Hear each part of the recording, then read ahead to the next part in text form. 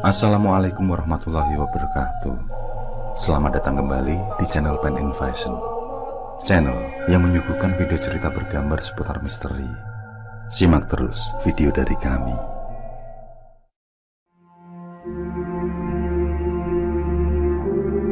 Bu Esther masih tergolek lemah di rumah sakit. Hasil biopsi menyatakan kalau tidak ada massa berbahaya atau ganas yang menyerang. Namun karena tidak kunjung membaik, rasa lega itu seperti tiada berarti. Sampai akhirnya, dokter pun hanya menyimpulkan kalau Bu Esther mengalami infeksi pada kelenjar lidah dan mulut. Jadi untuk beberapa saat, Bu Esther diharuskan meminum obat antibiotik dan pereda nyeri. Kondisi ibu sosialita itu kini sangat berbeda jauh dari kondisi sebelum mengalami sakit. Bu Esther adalah salah satu dari penghuni komplek yang memiliki paras di atas rata-rata. Meski usianya sudah termasuk kepala 4, siapapun akan menyangka kalau usianya masih sekitar 25-an tahun. Tapi tubuh indah itu lenyap, wajah cantik itu sirna. Tinggallah tubuh yang kurus kering. Wajah yang kencang dan halus itu terlihat keriput dengan tulang pipi yang menonjol. Apalagi mulut Bu Esther yang bernanah. Dari mulut itu mengeluarkan bau yang sangat tidak sedap. Kondisi ini tentu membuatnya terlempar dari jajaran 5 teratas sosialita tercantik penghuni komplek. Salah seorang dari tetangga yang membesuk ke rumah langsung tancap gas dengan pendapatnya kalau Bu Esther bisa saja kena santet. Pendapat itu terasa masuk akal. Kalau medis saja angkat tangan, berarti ada penyebab lain. Ibu-ibu lain pun tidak ada yang menyanggah atau sekedar interupsi. Sampai pada satu titik frekuensi yang sama, pendapat itu pun lantas menjadi sebuah kesimpulan bersama. Pertanyaan selanjutnya adalah, siapa yang telah mengirim santet dan apa tujuannya? Kali ini, seorang tetangga bernama Bu Puji menimpali. Ia mengatakan kalau memiliki keponakan perempuan yang indigo, yang bisa berkomunikasi dengan setan atau iblis. Besok Bu Puji akan meneleponnya untuk melihat kondisi Bu Esther. Terdengar sangat mudah. Mereka tidak tahu siapa yang mereka hadapi. Mereka tidak tahu betapa sadis dan mengerikan calon lawan mereka. Apalagi hanya mengandalkan seorang yang katanya indigo. Mereka bukannya mencari ustadz atau kiai, atau ajingan, atau pendeta bila mana Bu Esther memang seorang non-muslim. Dalam hal ini, seorang kiai atau ustadz atau pendeta kemungkinan besar jauh lebih paham dengan penyakit yang menimpa Bu Esther ini.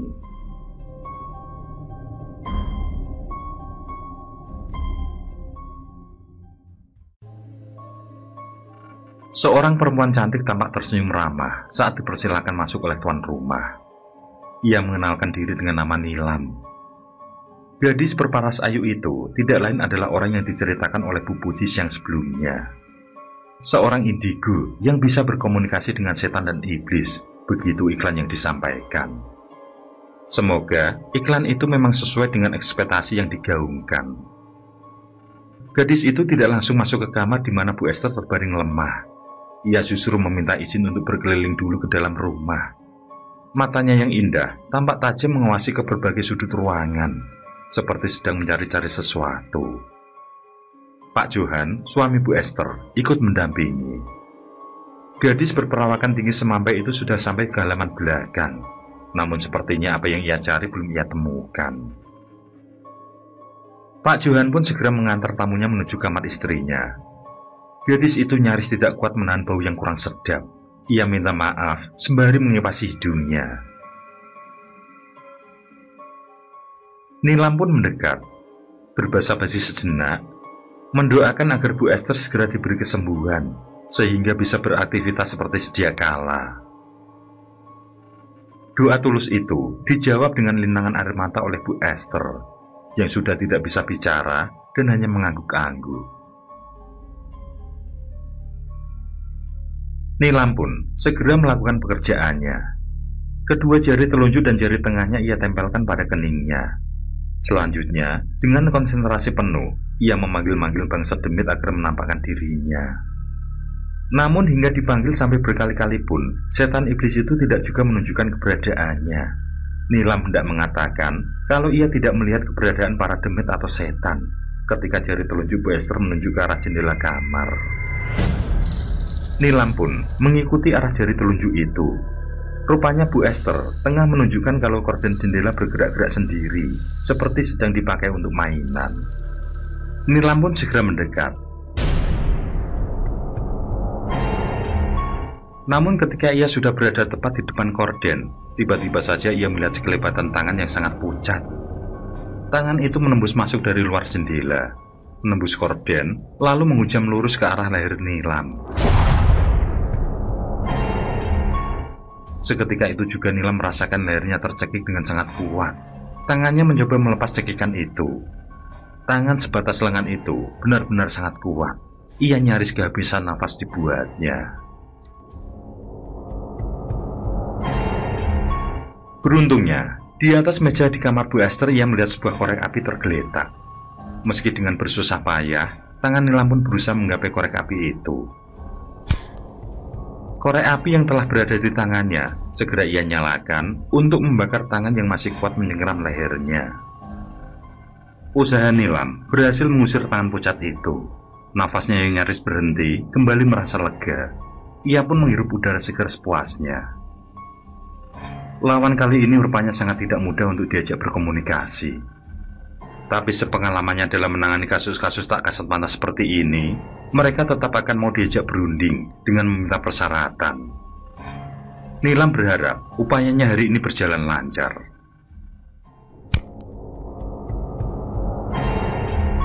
Masih di kamar Bu Esther, Nilam minta izin untuk membakar dupa.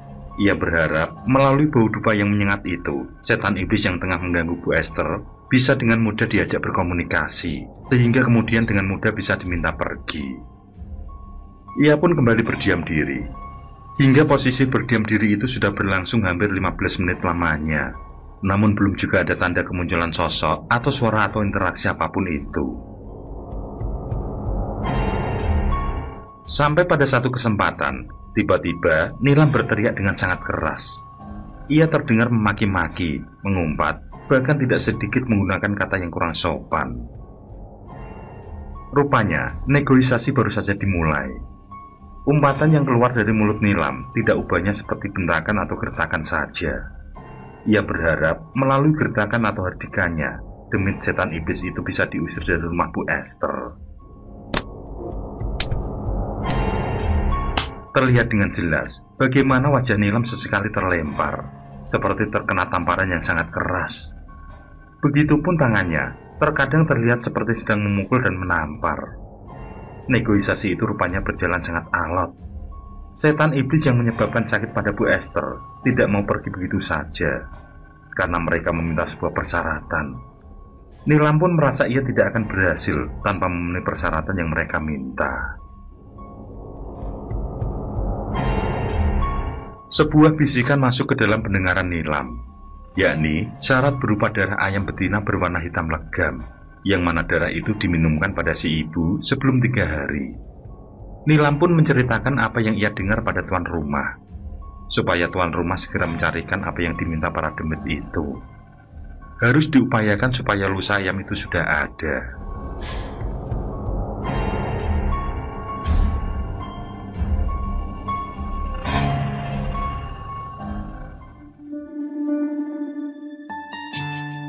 Tampaknya negosiasi antara Nilam dengan para iblis itu berhasil dengan baik. Berangsur setelah Bu Esther meminum darah segar dari ayam berwarna hitam legam itu, kondisinya semakin membaik. Hanya dalam hitungan jam, nanah dan luka-luka pada mulut dan lidah Bu Esther pun segera mengering. Serta-merta, Bu Esther bisa langsung berbicara saat itu juga. Tangis bahagia pun pecah seketika. Para tetangga yang menyaksikan benar-benar tercengang dengan kemampuan Nilam. Tidak salah apa yang dikatakan oleh tantenya. Mereka melihat sendiri Bu Esther sudah bisa berbicara seperti sedia kala. Bau tidak sedap yang semula timbul pun kini lenyap sama sekali. Dengan lantang, Tante Nilam pun menyombongkan keponakannya. Sedangkan Nilam sendiri hanya tersenyum kecil sambil tersipu malu.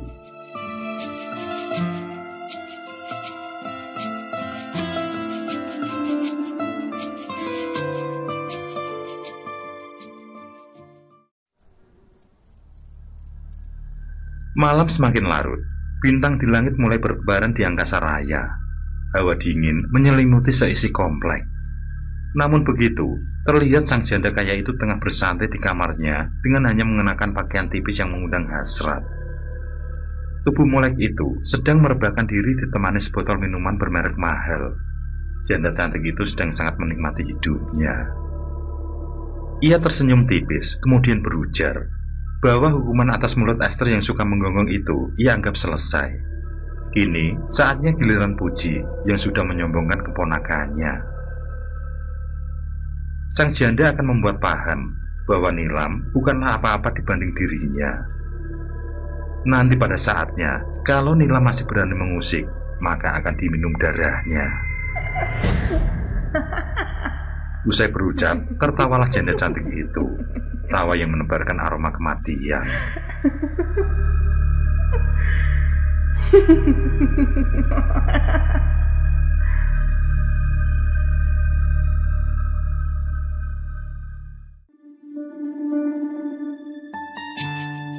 Bu Puji tertawa girang.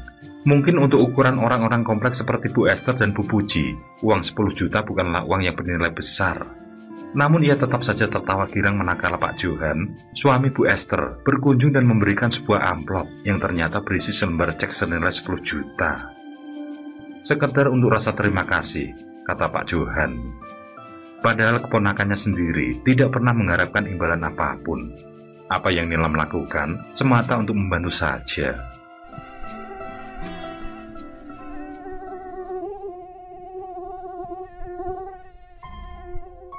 Seekor nyamuk membuyarkan lamunan Bu Puji. Ia memang sedang mengangankan untuk mengadopsi seekor kucing cantik. Beberapa hari yang lalu, ada tetangga yang memamerkan kucing ras. Murah katanya, cuma senilai sepeda motor keluaran terbaru. Bu Puji pun tidak mau kalah. Namun ia juga tidak mau kalau hanya mengadopsi kucing dengan ras yang sama. Pilihan pun jatuh pada ras British Shorthair. Dan uang 10 juta itu bisa untuk menambah dana manakala ia memang akan mengadopsi seekor kucing. Lagi-lagi, seekor nyamuk berdenging di telinga Bu Puji. Namun dengingan itu tidak begitu dihiraukannya. Ia masih sibuk menggulir-gulir layar HP, di mana ia bisa mengadopsi kucing dengan kualitas terbaik. Seekor nyamuk tiba-tiba hinggap di lengannya. Awalnya Bu Puji masih tidak begitu menghiraukan gigitan itu.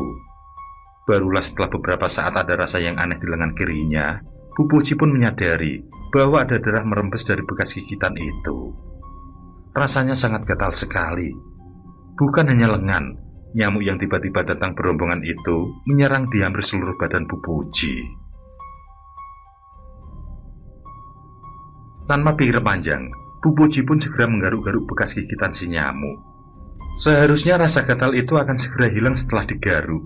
Namun rasa gatal itu justru semakin menjadi-jadi.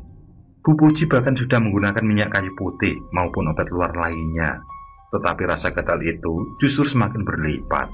Suaminya sampai terheran melihat tingkah istrinya. Sang suami yang semula tidak menghiraukan istrinya, terkaget-kaget saat melihat tubuh istrinya tiba-tiba saja melepuh. Banyak sekali terdapat goresan kuku bercampur darah merembes dari kulit Bu Puji. Baik itu lengan, wajah, leher, kaki, semua terlihat melepuh secara tidak wajar. Goresan itu lebih mirip seperti goresan kuku kucing. Bu Puji pun menjerit histeris, sembari menggaruk-garuk tubuhnya yang semakin gatal.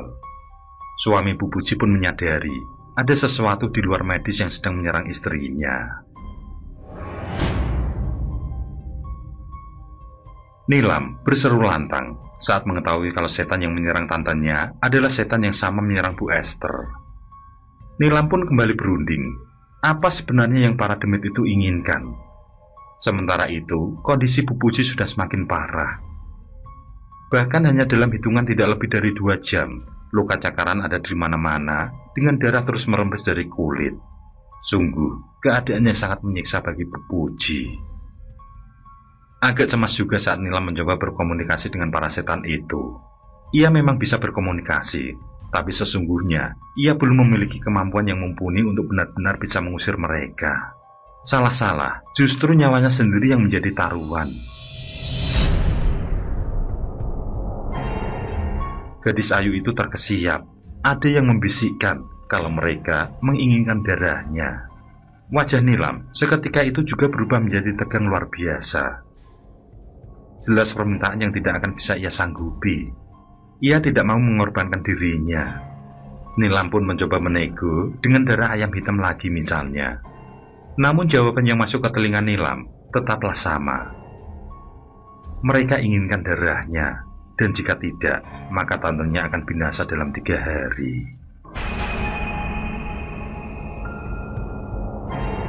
Nilam belum menyerah. Sekali lagi ia mencoba bernegosiasi. Kalau hanya beberapa mili darah, Nilam akan dengan sukarela memberikannya. Namun kali ini, jawaban yang Nilam dengar sungguh membuat gadis itu gemetar. Mereka benar-benar menginginkan darah seutuhnya. Mereka akan menyembelihnya. Meski terdengar tidak masuk akal bagi Nilam, namun ia menyadari ancaman itu bukanlah main-main. Ia tidak mau mati mengenaskan. Tapi bagaimana dengan nasib tantenya? Ia tidak sanggup menghadapi permintaan itu. Dengan berat hati, ia sampaikan hasil negosiasinya dengan para setan yang menyerang tantenya. Nilam mengatakan dengan jujur kalau ia tidak berhasil mengusir mereka. Nilam juga mengatakan kalau mereka meminta darahnya kalau ingin tantenya selamat. Suami Bu Puji jelas tidak rela keponakannya menjadi tumbal setan. Ia pun tidak ingin istrinya mati dengan cara mengenaskan seperti itu. Tidak ada jalan lain. Mereka harus segera mencari seorang kiai atau ustadz yang sekiranya bisa mengatasi permasalahan mereka. Keponakan dan om itu memalingkan muka. Melihat bagaimana tubuh Bu Puji nyaris berantakan karena penuh luka dan darah yang tiada hentinya merembes.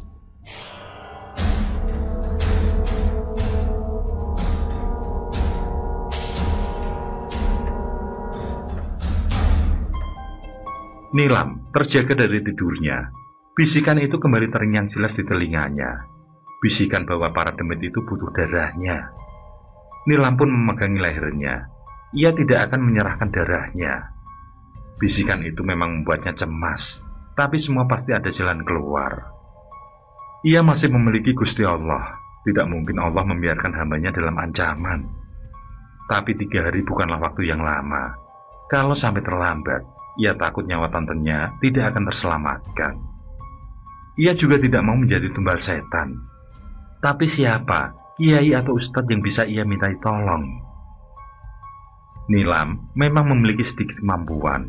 Namun bagaimanapun juga, ia hanyalah seorang gadis yang rapuh. Saat dihadapkan dengan masalah yang tidak mampu ia tangani, ia sadar siapalah ia. Tapi jauh di dalam lubuk hatinya, ia yakin Allah tidak akan meninggalkannya.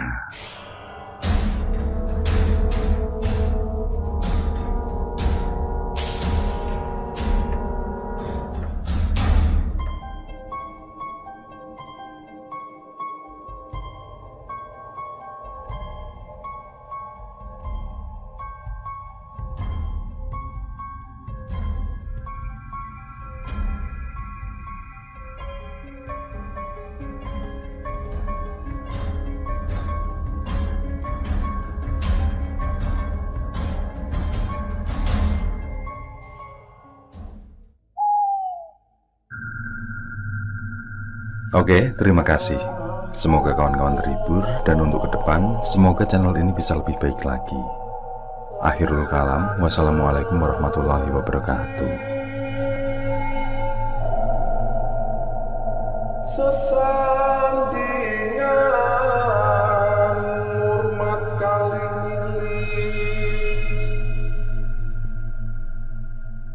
lakukan di muka sane